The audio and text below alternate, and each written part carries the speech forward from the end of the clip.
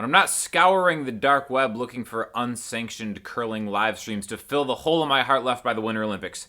I like to answer questions that you get on YouTube, so let's get to it. Sean, thanks for the Wordle shout out. Same question as I asked elsewhere. In the video, you are talking about the index to middle finger stretch on the low E, and it seems like a major third interval index to pinky stretch on the low E comes very natural to you. Any wisdom on how we can get there? This has to be the biggest deterrent with 3 notes per string approach. I wind up preferring patterns where the biggest stretch is a minor third. Yes, and this was something that really troubled me for a long time, so let's just go through some tips. Rocking the Martin D35 out today. It's actually tuned down half a step. So, if you're playing along, you might notice it's a little down, but I'm starting to get into down tuning the bigger body guitars just because it's the best, all right? So, what he's talking about is this stretch right here that I've been doing a lot of 3 notes per string stuff recently, if you've watched the videos. Let's start on the 3rd fret of the low E string, and then go to the 5th fret with your middle finger, okay? So that stretch right there is something that I could not do comfortably even as short as 1 month ago. I never really spent a lot of time on my stretch. You know, like the longest stretch I would have to do is maybe like a suspended chord like this on the 3rd fret where it's like 3E, 5A, 7D. Like a chord like that, or even like a blues shuffle. That would be the longest stretch I would have to do in the way that I used to play, right? So I feel like I have pretty good finger dexterity from playing a long time, but doing the 3 notes per string pattern, which if you don't know, like starting on a major scale shape like this, it would be 3, 5, 7, 3, 5, 7, 4, 5, 7, 4, 5, 7, 5, 7, 8, 5, 7, 8, right? If you don't know what's going on, just watch some of the previous videos or on the Patreon, I go through it in a lot more detail. But that stretch right there, 3, 5, 7, was very difficult for me to do. And now, after drilling it, I can do it while keeping my entire hand on the fretboard. But when you first start out, don't do that because you're really probably going to hurt your fingers. So the best advice I have to do that would be maybe just start going 3rd fret to 5th fret like that. And then just move your fingers. So pointer finger to middle finger, right? Instead of staying on there, just do this. And then eventually, maybe just kind of push yourself a little bit further, and then your hand is just going to learn to be lazy. That's the whole point of it, right? Put your body in a position where to be more efficient, you actually be lazier, and then you just kind of stretch a little bit. I think it's the wrong way to do it to injure yourself, to make that stretch, right? Kind of like in the spirit of the question where a minor third, 3 frets, is a somewhat comfortable interval. Like if we do kind of like that A minor pentatonic, 5, 8, 5, 7, 5, 7. Like that right there. That's a reach when you first start, but it's the same thing. You just kind of move a little bit until you don't have to move anymore, right? What I've learned is as soon as you kind of get that going, it's much easier to do this. Okay? Now, another thing is the angle of your hand is probably more important than you're giving yourself credit for when you're first starting out. Like I remember the first time I tried to teach any kind of single note scale patterns to students, they'll always really just jam their elbow in to kind of reach it because it just seems like unnatural, right? So I think it's just kind of important to keep your wrist relaxed so you're not just cranking into it, because again, that's how you're going to develop bad habits. You're going to hurt yourself. It's really just more about forcing yourself to be lazier, and eventually you end up getting that stretch, okay? And I can't stress enough that there are so many different patterns that will help you do this. I think one thing that I've talked about recently is that arpeggio run that we were doing with Davidas. Let's start it on the 5th fret, where it's a major arpeggio, and then slide into like a different arpeggio on the way back, right? So I can just go through this really slowly, but we start on the 5th fret of the low E string. We're going to do that reach.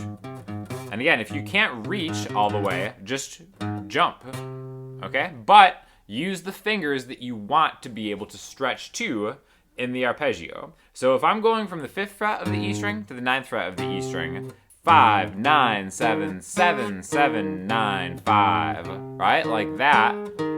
If you want to jump, just do it like that. Pointer, pinky, ring, ring, ring, pinky, pointer. All right? Instead of going like pointer, pinky, and then using your kind of natural if you're not spread out, then you might go pointer back like this. Well, that's not really helping you in the way that you want to because that reach is so easy for most people that have been playing for a while. You really want to challenge yourself to do it with different fingers, okay? So that is one instance where the fingers that you use is actually really, really important. A lot of times I stress where, if you're just kind of playing and exploring the fretboard, the finger that you use is going to be very contextual into what's coming before and what's coming next. But when you're specifically working to kind of extend your reach, which finger you use is very important. One thing that I've done a lot is arpeggios, where you'll kind of do that pointer, ring, slide, pointer. That right there, that's one of my favorite moves that I feel like has a lot of utility in just kind of like lead playing and stuff. But if you just do it with... that's going to really help you with that reach. But again, remember to do it with somewhat of a relaxed wrist and make sure you're not really just jacking your elbow in to kind of like get the strings from this kind of point of view. Because it's funny, like how one thing just affects the other. If you don't have just like a good reach and you're trying to rush it, then your elbow will bend in, and then the pressure in your back, like your shoulder comes over, and then you get like back problems, which is... It's just all downhill from there. So again, really just try jumping until you don't have to, and then do it on like all of the strings, right? Open 3/5 on like all of the strings: E, A, B, A, E, and then ham runs. It's really gonna help you, and I think you'd probably be surprised by how quickly your reach improves. Didn't get 6 minutes into this video. I love that you're using 6 minutes as a benchmark for what made you click off quickly. In what world do you live in where 6 minutes is like, I barely got 6 minutes into a YouTube video? I feel like my average view duration actually kills it compared to the other creators that I know, and it's like 4 minutes, 4.5 minutes tops. So the fact that you're like, I couldn't even get 6 full minutes into this disposable content is really the backhanded compliment that I've gotten from a Salty Blues comment. I need to be more consistent in my practice routine. I'm still just learning basic chords, but I think I've reached a milestone. After 1 year, I still have guitars out and I'm using them. In other words, I haven't quit even when my playing isn't perfect. I keep watching professional players like you and learn, but most importantly, you encourage me to keep trying even with the struggles. My goal is to be able to play popular songs with practice at an adequate consistency. Thanks so much for your humor and genuine passion to give the gift of musicality to a simple guy, singular guy.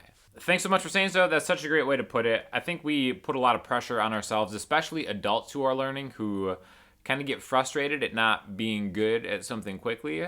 Will tend to quit because it gets hard. So when it comes to a practice routine and kind of like finding a good practice routine, I think it is so much more important to just set time aside than setting like a list of things you have to do aside, right? And that's something that I've even learned myself from doing the 30 days of shredding, like an hour or two a day. I started doing it where it's like, all right, I'm gonna have a list of things I'm gonna practice, right? So first of all, I'm just gonna practice kind of running down that.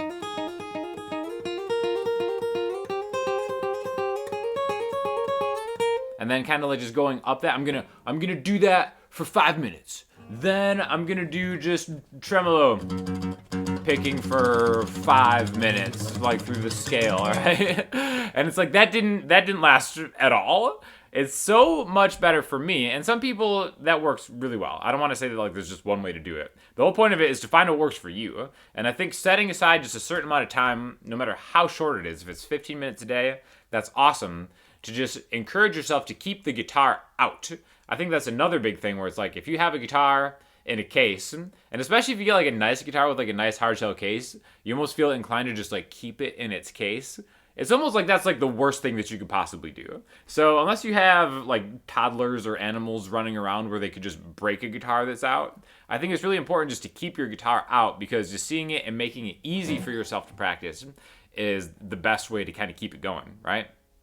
Because at the end of the day, it's not about what you're practicing, it's just that you're practicing. And as long as you're practicing stuff that you want to do, which is why it's important to have clear goals, like in the spirit of this comment, the guy just wants to play popular songs consistently, then that's how you should be practicing. Practice how you want to play, right? I think everybody can benefit from doing certain scale shapes like we've been talking about, even if it's just as a warm-up to kind of get your fingers moving around.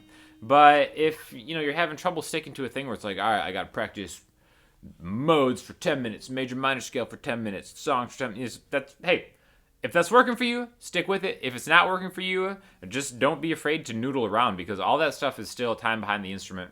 And as long as you're still pushing yourself and adding new things to what you're doing, then I think you're going to be good. One thing that I've noticed, especially with like a lot of the local musicians that I see playing like the restaurant circuit and stuff, I can see that they're really bored. Like they have what they do down so good they can do it in their sleep. And one thing that I've always tried to be super, super thoughtful about, especially when I was kind of doing that circuit and playing like, almost every night, was to never get stuck in that kind of rut where I'm just on autopilot. Even if it's a song that I know really well, maybe play it with different chord voicings, right? And that's why no music theory is great, and it's only going to help you out in the long run.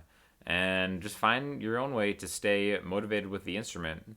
Everybody's different. There's a million different ways to do it. So don't let me tell you how to do it. Don't let anybody else tell you how to do it. Find what keeps you picking up the instrument every day or as often as you can, and then just stick with it.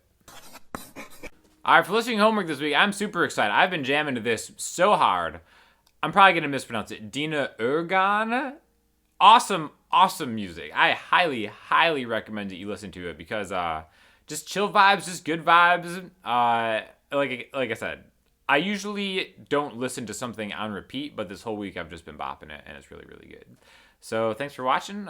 Thank you to Martin for sending this D35 guitar over back in the day. Really cool guitar. And if you have any questions or comments, hit me up in the comment section, Instagram, Twitter, or the website. I'll talk to y'all soon. Thanks a lot.